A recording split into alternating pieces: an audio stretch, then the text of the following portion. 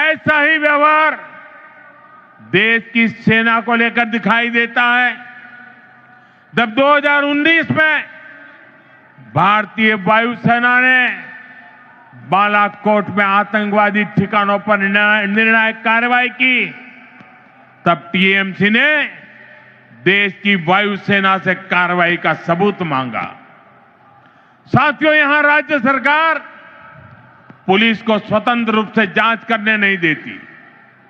जब राष्ट्रीय एजेंसियां टीएमसी सरकार के भ्रष्टाचार या गंभीर अपराधों की जांच करना चाहती हैं, तो उन्हें भी रोकने की कोशिश होती है। अब जरा सोचिए, न्याय के लिए लोग आखिर कहां जाएंगे? साथियों, तृणमूल वाले यही अराजकता दिल्ली तक फैलाने की कोशिश करते हैं।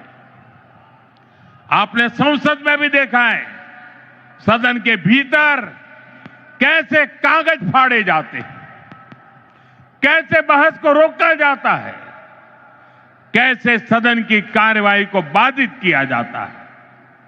देश टीएमसी की शर्मनाक हरकतें देखकर हैरान होता है। साथियों, बंगाल के प्रबुद्ध लोग अब इस अराजकतावादी सरकार के खिलाफ संकल्प ले चुके हैं। इस अराजक सरकार को उखाड़ फेंकने का काम इसी धरती के लोग करने वाले हैं। साथियों, आज यहां जो जनसैलाब उमड़ा है, ये पश्चिम बंगाल की जागती हुई चेतना है। ये उस बदलाव की आहट है जिसका इंतजार वर्षों से किया जा रहा है। पश्चिम बंगाल में दार्जिलिंग की पहाड़ियों से लेकर सुंदरबन के द्वीपों तक, उत्तर बंगाल के चाय बागानों से लेकर कोलकाता की गलियों तक, आज हर जगह पर एक ही चर्चा है, बदलाव चाहिए। और ये बदलाव अब होकर रहेगा। साथियों, बंगाल की आत्मा कभी हार मानने वाली नहीं है। बंगाल का नौजवान कभी हार मानने वाला नहीं है। बंगाल की बेटियां कभी हार मानने वाली नहीं है। बंगाल का किसान कभी हार मानने वाला नहीं है।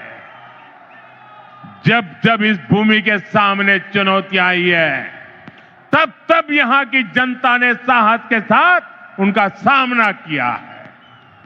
गुरुदेव रविन्द्रनाथ ठाकुर ने भी हमें संदेश दिया है।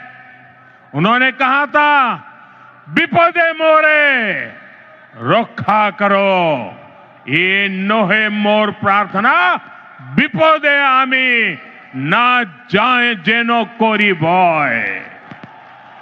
आज भी वही समय है। कुछ लोग आपको डराने की कोशिश करेंगे, कुछ लोग कहेंगे कि बदलाव संभव नहीं है, लेकिन याद कर रहिए और याद जरूर रखें, जब जनता ठान लेती है तो कोई भी ताकत उसे रोक नहीं सकती। और बंगाल की जनता ने जब भी ठाना है, इतिहास बदल कर दिखाया है। आज मुझे इस ऐतिहासिक ब्रिगेड मैदान में वही आत्मविश्वास मेरी आंखों के सामने दिखाई दे रहा है। याद रखिए, इस बार चुनाव सिर्फ सरकार बदलने का नहीं है। इस बार चुनाव बंगाल की आत्मा को बचाने का चुनाव है। इस बार चुनाव व्यवस्था बदलने का है। इस बार चुनाव कटमनी से छुटकारे का है। इस बार चुनाव डर से मुक्ति का है।